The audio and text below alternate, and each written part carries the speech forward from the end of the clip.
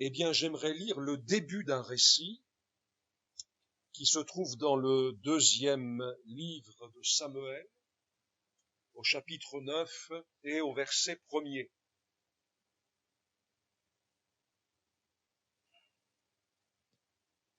Deuxième livre de Samuel, chapitre 9, verset 1er.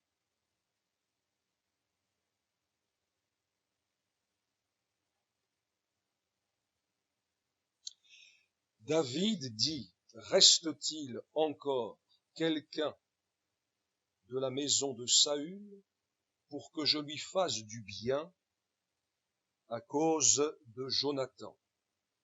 Il y avait un serviteur de la maison de Saül, nommé Tsiba, que l'on fit venir auprès de David. Le roi lui dit, es-tu Tsiba? Et il répondit, ton serviteur. Le roi dit, n'y a-t-il plus personne de la maison de Saül pour que j'use envers lui de la bonté de Dieu? Et Tsiba répondit au roi, il y a encore un fils de Jonathan, perclus des pieds. J'arrête là la lecture, on la reprendra cet après-midi dans l'optique de l'annonce de l'Évangile, puisque c'est l'optique de notre réunion de l'après-midi. Mais pour ce qui est de ce matin, j'en ai suffisamment dans les versets qui débutent le récit que nous venons de lire. Lorsque nous pensons à la bonté de Dieu, puisque c'est de ça dont il s'agit, n'y a-t-il plus personne de la maison de Saül pour que j'use envers lui de la bonté de Dieu? Lorsque nous pensons donc à la bonté de Dieu et à David, puisque c'est lui qui pose la question, alors ce qui nous vient spontanément à la pensée, c'est la façon dont David a psalmodié la bonté de Dieu, comment elle a inspiré bon nombre de ses psaumes, comment il l'a chanté et comment il l'a célébré. Alors, je ne résiste pas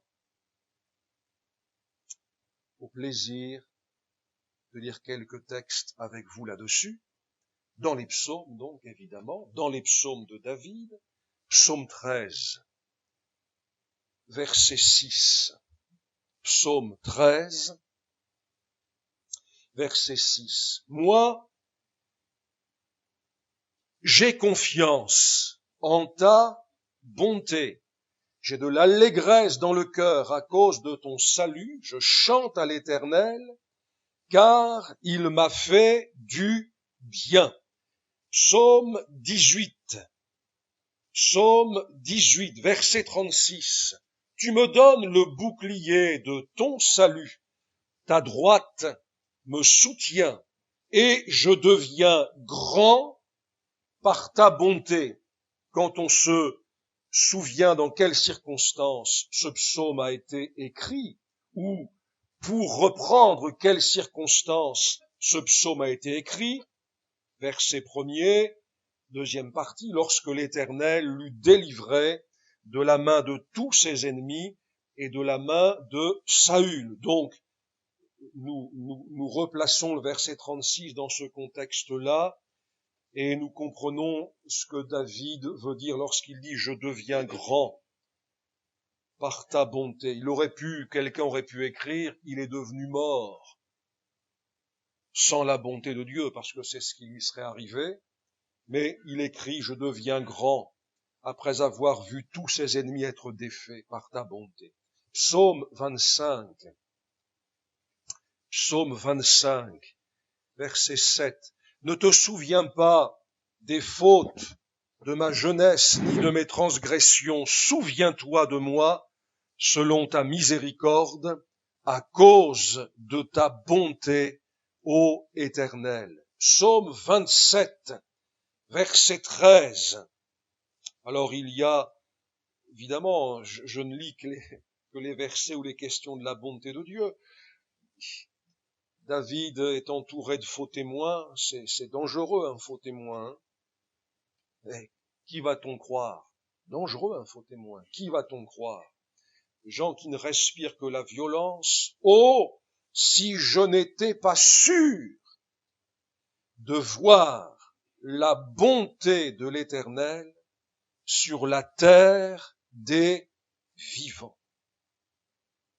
Psaume 31, verset 20.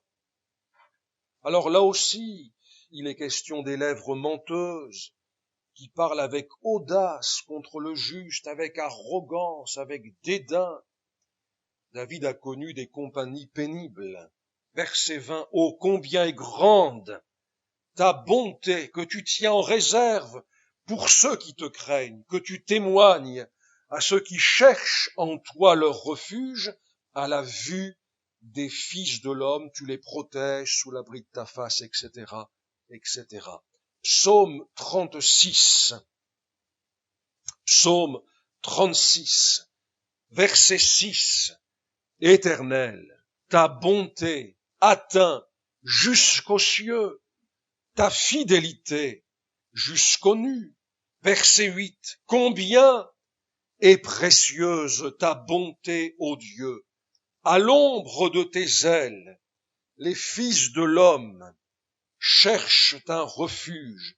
Verset 11. Étends ta bonté sur ceux qui te connaissent et ta justice sur ceux dont le cœur est droit.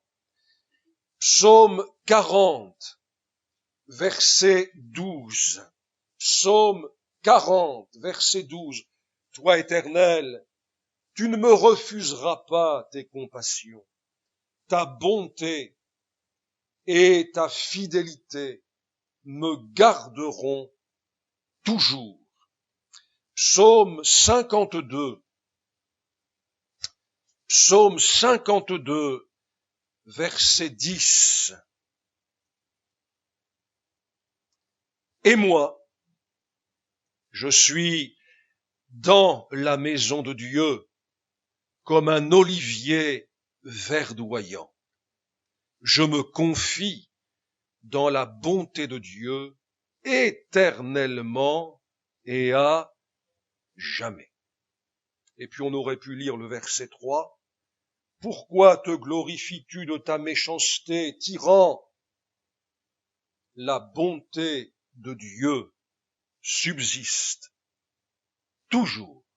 Bon, j'aurais pu en ajouter d'autres, mais enfin, la démonstration est suffisante, elle est faite, elle est suffisante. La bonté de Dieu et David, ça donne ces hymnes, ces exclamations, ces témoignages, ces prières, ces chants. Elle est cette bonté qui inclut l'amour, la bienveillance, la miséricorde, la grâce, est bel et bien présente et fortement présente dans l'existence de David. Si vous revenez sur ces psaumes, vous verrez que la plupart d'entre eux, oui, ceux-là même qui célèbrent la bonté de Dieu, n'ont pas été écrits par une mer d'huile et un léger souffle, juste ce qu'il faut pour que le bateau avance, mais par un temps tempétueux, avec une mer bien formée, avec des ouragans, avec des épreuves, avec des peurs, avec des craintes, avec des adversaires mauvais, vraiment mauvais. Et donc, eh bien, la bonté de Dieu et David, on pense évidemment tout de suite à ça. Et pourtant, bien qu'étant un témoin de première main de la bonté de Dieu, eu égard aux circonstances qu'il a traversées et dans lesquelles il a vu cette bonté de Dieu de telle sorte que il a pu, inspiré par l'Esprit, mais témoigner de ce qu'il avait lui-même vécu, et pourtant, et bien que ces lectures nous fassent chaud au cœur et alimentent une flamme divine en nous, et pourtant, David est loin Ça me fait presque bizarre d'employer ce mot-là, mais je pense que c'est le mot qu'il faut employer.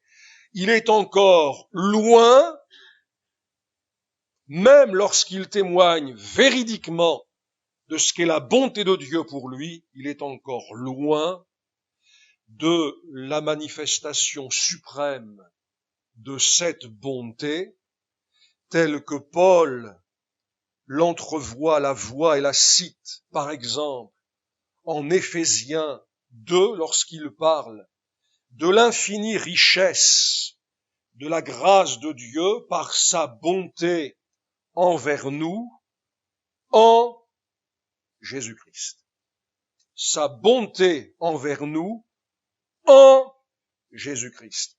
Et entre David et nous, il y a toute la différence qui existe entre quelqu'un qui a vécu dans l'ancienne alliance et quelqu'un qui vit dans la nouvelle alliance en Jésus. La bonté de Dieu envers nous en Jésus-Christ. David ne la connaissait pas. Celle-là, et pour cause. Il l'a annoncé sans peut-être être pleinement toujours conscient. Il l'a annoncé par quelques-uns de ses psaumes qui sont considérés comme des psaumes messianiques, c'est-à-dire qu'ils annonçaient le Messie à venir, mais ça n'a pas été plus loin pour ce qui le concerne, mais pour nous. La bonté de Dieu envers nous en Jésus-Christ. Il n'y a pas plus grande manifestation de la bonté de Dieu, c'est-à-dire de son amour, de sa bienveillance, de sa miséricorde, de sa grâce, que celle qui a été manifestée en Jésus-Christ. À Tite, Paul écrit, lorsque la bonté de Dieu, notre Sauveur, et son amour pour les hommes ont été manifestés. À quoi donc Paul peut-il bien penser lorsqu'il évoque Dieu notre Sauveur, la bonté de Dieu notre Sauveur, son amour, qui sont manifestés? À quoi peut-il bien penser, sinon à la venue sur la terre et au ministère béni de Jésus, notre Dieu Sauveur? Eh bien, cela, David qui rend abondamment témoignage à la bonté de Dieu, cela, David ne pouvait pas le connaître, effectivement, mais nous le connaissons. David est pénétré, vraiment imprégné, plongé dans cette bonté divine, son cœur en est plein, donc non seulement il la célèbre, mais, et là je reviens à notre texte de départ, non seulement il la célèbre, mais lorsqu'elle demeure dans le cœur, lorsqu'elle est là, lorsque c'est vraiment quelque chose, une réalité que nous avons intégrée, qu'elle est vivante, cette réalité en nous, non seulement elle est célébrée, évidemment, mais elle est manifestée. Est-ce qu'il y a encore quelqu'un de la maison de Saül, c'est-à-dire d'une maison qui, à la suite de son chef, sauf Jonathan, mais à la suite de son chef Saül, a tout fait pour faire périr David?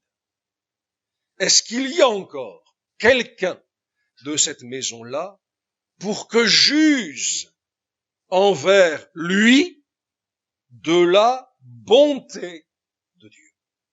Donc celui qui chante la bonté de Dieu, il a besoin de la manifester. Il veut la manifester. Et il veut la manifester à l'égard de quelqu'un, s'il existe encore, si cette personne existe encore, de la maison de Saül. C'est une démarche libre, gratuite, sans calcul. C'est même une recherche. C'est bien quand l'occasion se présente de manifester la bonté de Dieu, c'est bien. Mais ici, c'est pas si l'opportunité se trouve, si l'occasion se présente, c'est est-ce qu'il y a encore quelqu'un, c'est-à-dire qu'il est soucieux de pouvoir manifester la bonté de Dieu à un survivant de la maison de Saül. C'est une préoccupation pour lui. Et cette préoccupation, j'y reviendrai cet après-midi, est tellement étrange par rapport aux usages de l'époque. Et étrange, vraiment une préoccupation, ça le préoccupe. Ça le préoccupe. Et tellement étrange par rapport à une certaine logique. Par rapport à une certaine logique. Mais en réalité, cette étrange préoccupation est aussi étrange que peut nous apparaître étrange la bonté de Dieu. Car cette bonté, elle est étrange. Vraiment, elle est étrange. Elle ne répond pas aux critères communs que l'on connaît dans les relations humaines. Oui, cette bonté de Dieu, elle est étrange. Vraiment, quand on la considère, la bonté de Dieu en Jésus-Christ. Elle échappe elle échappe au calcul, même à une certaine forme de logique. Je parle même pas de son contraire, la méchanceté. J'évoque même pas ça. Vraiment, c'est une réalité étrange. Elle est aussi opposée à quelque chose contre lequel nous avons à nous mettre en garde et qui, semble-t-il, a accru du verbe croître pendant la crise du Covid. C'est cet individualisme, car on a entendu dire que cette crise avait eu pour conséquence d'amener les gens qui ont vécu ces mois-là difficilement, eh bien, à se replier sur leur cocon. Or, notre cocon, c'est quoi? C'est notre chez nous, ce sont les nôtres, nos proches, c'est notre feu de cheminée. Hein? C'est un beau cocon, non? Vous trouvez pas? C'est notre feu de cheminée, c'est notre salon, c'est notre nid douillet, celui qu'on a organisé à notre main, celui qu'on a orné peut-être, etc. Or, si j'ai bien compris le Nouveau Testament, qui est l'application de la vie de Jésus, un disciple ne peut pas vivre comme ça. Non pas qu'il n'ait pas joie à se retrouver dans son chez lui, non pas qu'il n'ait pas joie à faire une bonne flambée le soir, un soir d'hiver. Non, il peut connaître ça, mais vous comprenez ce que je veux dire? Un disciple, il peut pas, ça peut pas être sa manière de vivre. J'ai été, bien que je le savais, je l'ai pas découvert, mais quand même, j'ai été à nouveau choqué par une courte lecture biblique. Faites-la avec moi dans le 2e livre des Rois au chapitre 20. Alors je vais passer sur un certain nombre de données là parce que je veux pas me disperser, mais simplement au chapitre 20, on va lire au verset 16. Ésaïe dit à Ézéchias, donc Ézéchias est un roi de Juda, écoute la parole de l'Éternel. Voici, les temps viendront où l'on emportera à Babylone tout ce qui est dans ta maison, ce que tes pères ont amassé jusqu'à ce jour. Il n'en restera rien, dit l'Éternel. Et l'on prendra de tes fils qui seront sortis de toi, que tu auras engendrés, pour en faire des eunuques dans le palais du roi de Babylone. Quelle parole redoutable, vraiment. Ézéchias répondit à Ésaïe, la parole de l'Éternel que tu as prononcée est bonne. Alors là, on a besoin on ne comprend pas, là. Comment est-ce qu'il peut dire, il a toute sa tête, cet homme-là, comment est-ce qu'il peut dire que c'est une bonne parole? Et c'est la suite qui nous permet de comprendre pourquoi il dit ça.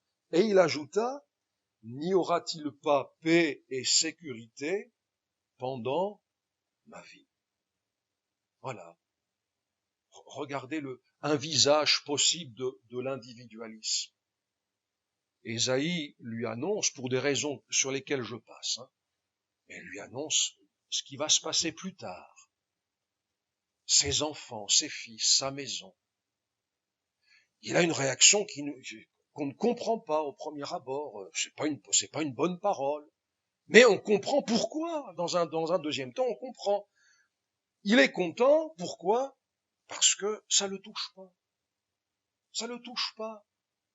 Donc, si ça le touche pas, c'est une bonne parole. Ça le touche pas. Regardez un des visages possibles de l'individualisme. Il est là. Il est là. Donc, quand on se replie sur son cocon, on oublie le prochain. Et peut-être même qu'on oublie un peu le Seigneur aussi, parce que ça peut aller loin, cette affaire-là. Comprenez? On ne traite pas avec ça, on ne traite pas de ce qu'on pourrait appeler de faute grossière. Comprenez bien? On n'est pas là sur le terrain d'une immoralité qui pourrait même être grave. Non, non, non, non. Non, non, non, non. On pourrait même presque, cet homme pourrait presque dire, je fais de mal à personne. Celui qui se replie sur son cocon, il peut dire, mais je fais de mal à personne. Oui, mais est-ce qu'il y a encore quelqu'un de la maison de Saül pour que je lui fasse du bien? Ne pas faire de mal à personne, c'est bien. Mais faire du bien à quelqu'un, ça, c'est le disciple.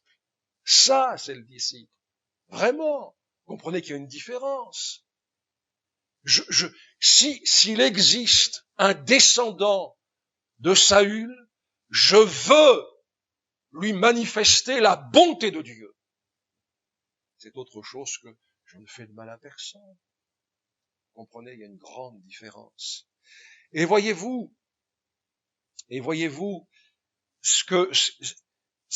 ce qui ressort donc de cette préoccupation de David, qui ne fait pas que célébrer la bonté de Dieu, mais qui a soif de pouvoir la manifester, eh bien, c'est déjà vraiment l'un des traits forts de ce qui va être la vie des disciples dans une alliance nouvelle.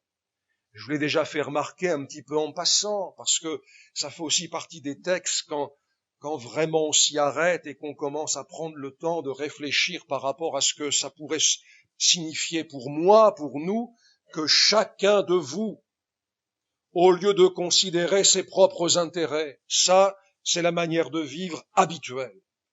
C'est la manière de vivre habituelle. Si c'est mon intérêt, je le fais. Si ça n'est pas mon intérêt, je le fais pas. C'est la manière de vivre habituelle. Puis-je vous dire que l'enfer sera rempli de gens qui auront vécu comme ça? Je peux vous dire ça? Mais oui, mais oui. Alors, au lieu, dit l'apôtre, au lieu de penser comme ça, que chacun de vous considère aussi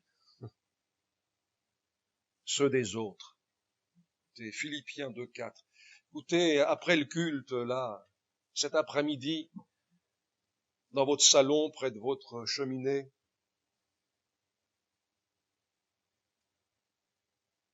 très d'humour. Mais relisez Philippiens 2,4. Vraiment, relisez-le. Et posez-vous la question, c'est quoi l'intérêt des autres? C'est quoi? Est-ce qu'il y a quelque chose qui est en mon pouvoir pour que j'oriente ma vie vers un autre que moi? Le Seigneur d'abord, le Seigneur tout honneur, et puis les créatures du Seigneur. C'est vraiment, voyez-vous,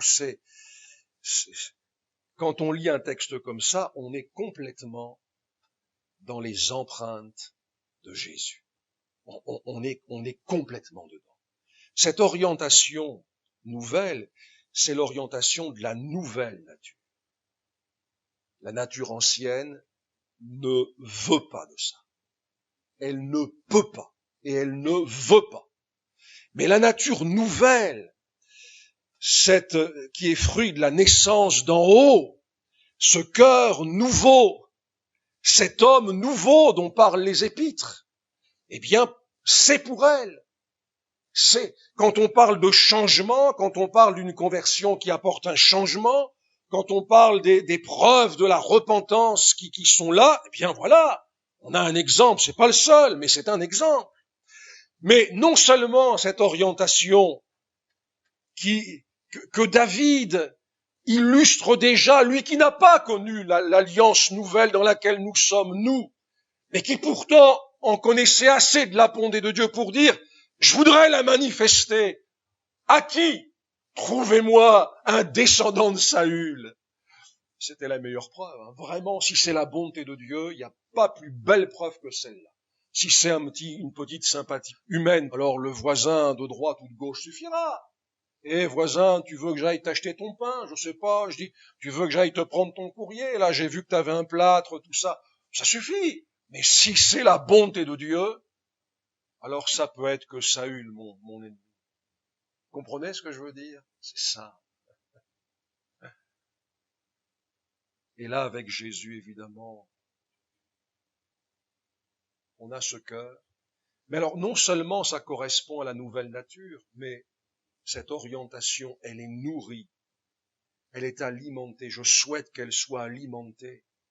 Je veux, pour ma part, des dizaines d'années après que j'ai comme touché du cœur cet amour divin manifesté par Jésus-Christ à la croix, je vous assure, je suis précautionneux dans ma tanière pour alimenter cette conscience. Elle est alimentée de la bonté divine. Je l'alimente avec la bonté de Dieu. Il m'a fait du bien. Voilà ce que mon âme dit. Il m'a fait du bien. Mon âme dit, nous avons connu l'amour en ce que il a donné sa vie pour nous. C'est Jean qui écrit ça. Voilà l'aliment que je donne à mon âme pour que cette bonté divine soit vraiment dans mon cœur, comme une réalité, comme elle l'était pour David, et que ce soit alors non pas comme une mare c'est un cul-de-sac en quelque sorte, c'est-à-dire que l'eau arrive jusque-là, si elle y arrive, et puis ça s'arrête là, mais que ce soit comme un courant, qui me mette en capacité de faire du bien. Est-ce qu'il y a quelqu'un de la maison de Saül pour que je lui fasse du bien, pour que j'use à son égard de la bonté de Dieu, pour faire du bien, un bien réel, vrai. Hier, aux jeunes, j'évoquais les consolateurs fâcheux, par exemple, ceux qui consolent en faisant comme si le mal n'était pas mal. C'est fâcheux de consoler comme ça, je vous assure. C'est fâcheux, c'est très fâcheux, c'est inopérant, c'est inefficace. De faire du bien, mais un bien qui est celui de Dieu. Eh bien, écoutez, et je terminerai là-dessus, nous pouvons donc, nous aussi, étreints par la bonté de Dieu en Jésus-Christ, certainement, non seulement la célébrer, cette bonté, mais désirer, vraiment désirer, la manifester, en user. Envers qui? Envers les âmes qui nous entourent ou qui nous côtoient ou que nous sommes amenés à rencontrer peut-être. Si elles sont perdues, elles ont beau être en bonne santé, riches, avoir tous les avantages qu'on peut leur souhaiter, si elles sont perdues, elles sont en danger, n'est-ce pas? Eh bien, pourquoi ne pas user de bonté, de la bonté de Dieu envers ces âmes-là? Nous allons apprendre à user de la bonté de Dieu à l'égard de notre conjoint. De la femme vertueuse de Proverbe 31, il est écrit, elle fait du bien à son mari, et non du mal, tous les jours de sa vie. Elle lui fait du bien, et non du mal, tous les jours de sa vie. Et comme ça doit être mutuel, évidemment, on ne peut pas concevoir autre chose que ça. Aux époux,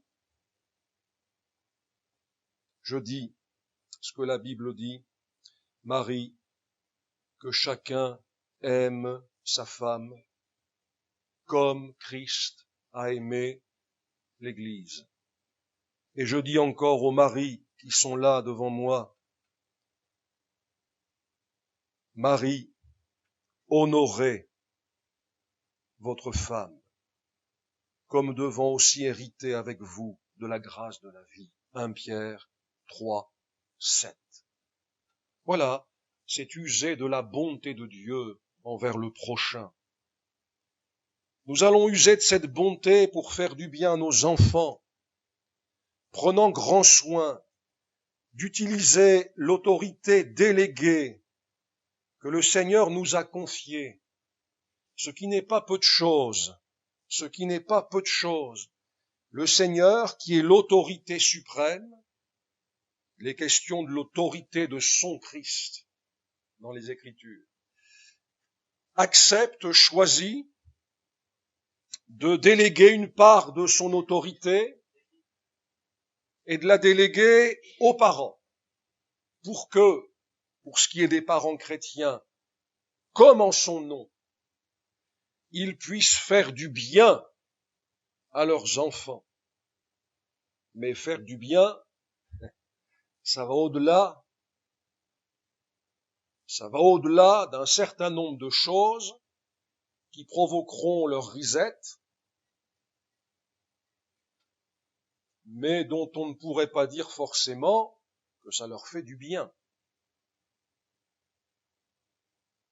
Eh bien, nous userons de la bonté de Dieu, non pas pour les suivre dans leur voie de perdition, si le cas se présente, mais pour, au contraire, être là dans le témoignage de ceux qui ne pactisent pas avec la perdition, le monde, le diable, qui sont certains des voies de Dieu et qui veulent y demeurer déjà et s'efforcer pour autant que cela soit en leur pouvoir, non seulement d'y demeurer, mais d'y attirer ceux qui gravitent dans notre cercle proche. Pourquoi ne pas user de bonté à l'égard de l'Église?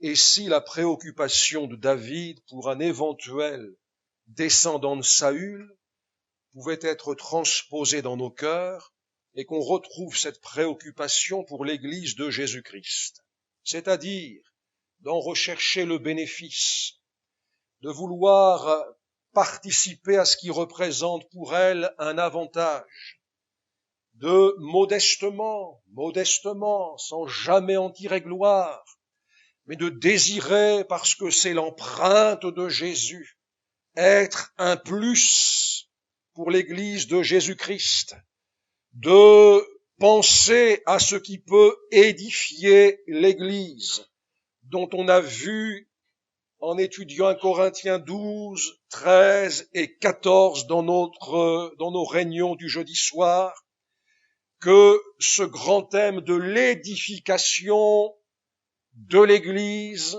revenait si souvent, même en rapport avec l'exercice des dons spirituels.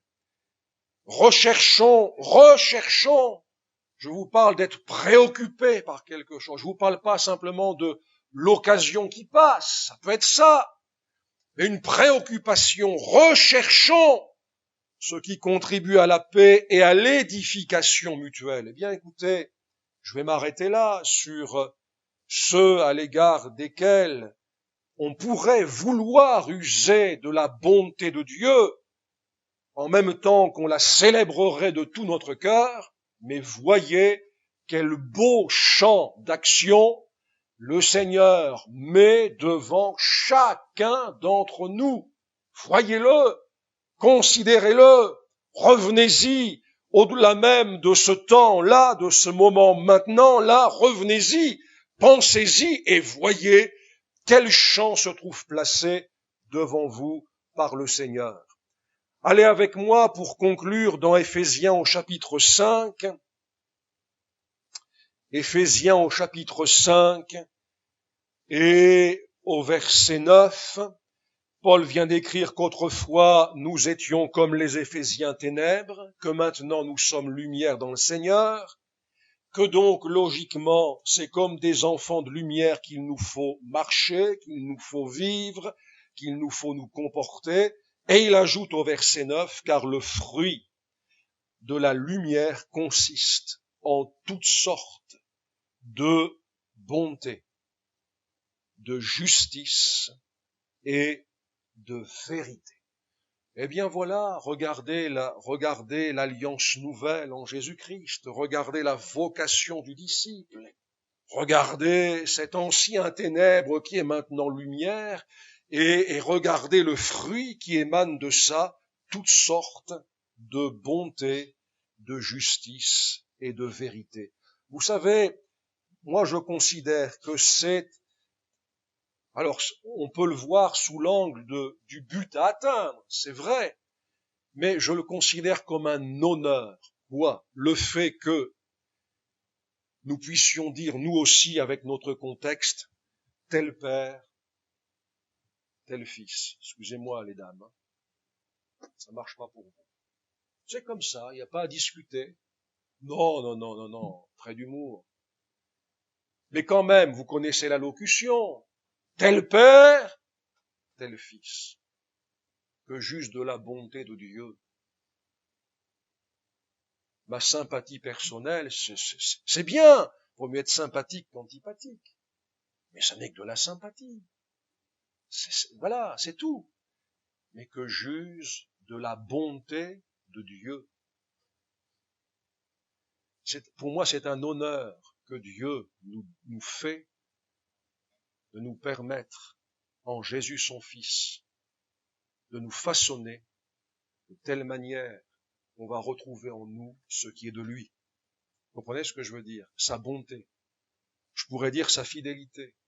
Paul écrit aux Corinthiens, il dit, mais non, non, non, non, les Corinthiens, vous avez entendu quelqu'un, un faux témoin, ils sont redoutables, hein.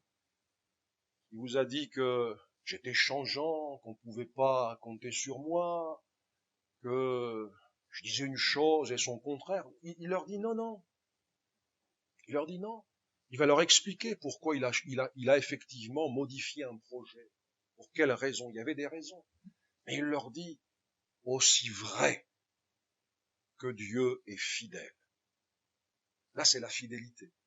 Dieu est fidèle et on retrouve la fidélité dans la vie de l'apôtre. Aussi vrai que Dieu est fidèle, ma parole au milieu de vous n'a pas été oui. Pour moi, c'est un honneur. Pour vous, je sais pas. C'est un honneur ou pas? Ah, et pour moi, c'est un honneur. Vous vous rendez compte un peu? Le Dieu invisible, le Tout-Puissant, le Souverain, le Dieu éternel, manifeste sa bonté en Jésus-Christ, qui devient notre Dieu sauveur. Et puis là, il nous façonne.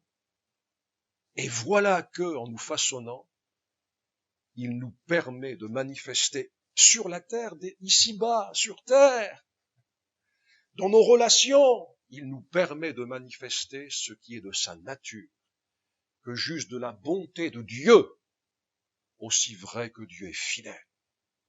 Et puis on pourrait parler de la sainteté de Dieu, de la vérité, de l'amour de Dieu, etc.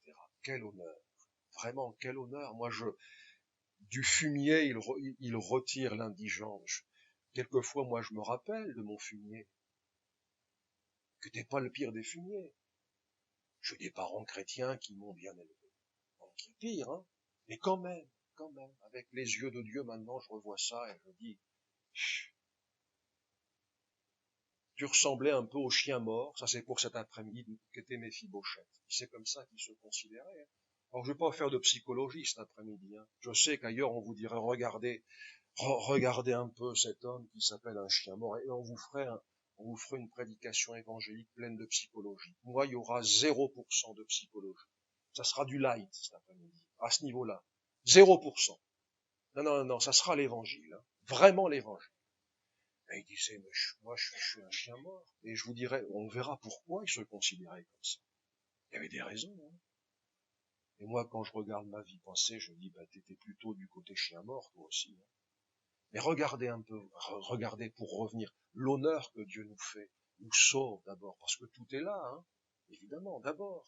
Puis ensuite, il nous pétrit, nous façonne, à la mesure de ce que nous voulons.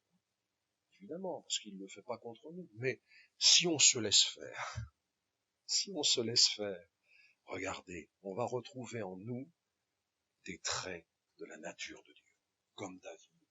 Trouvez-moi, cherchez, renseignez-vous et trouvez, s'il existe, trouvez-le, un descendant de Saül. Et je vais user à son égard de la bonté de Dieu. Alléluia, béni soit le Seigneur, amen. Ah, quelle joie, Seigneur, dans mon cœur de partager ce trésor de ta parole.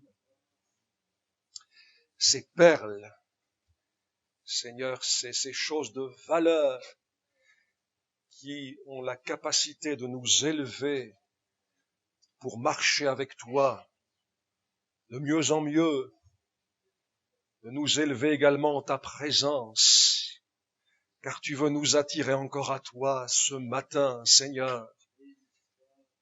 Oh, béni sois-tu, Seigneur.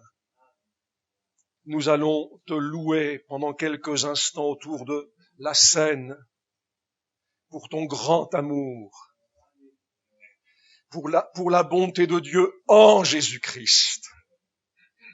Rends-la aussi présente que tu le peux le faire, Seigneur, dans nos cœurs. Vraiment, Seigneur, vraiment, Seigneur, que pour nous ta bonté puisse valoir mieux que la vie même. Et puis, Seigneur, permets-nous, puisque c'est à ça que tu nous appelles, Seigneur, permets-nous, Seigneur, puisque tu nous as fait du bien, d'être comme des canaux, Seigneur, que ça passe, Seigneur, que ça arrive à nous, et que ça passe, Seigneur, et que ça continue. Vraiment, Seigneur, vraiment. Béni soit ton nom, Seigneur. Nous te célébrons pour cette grâce, cette bienveillance, cet amour. Et nous voulons que ça porte des fruits qui t'honorent encore, Seigneur. Béni soit ton nom. Amen.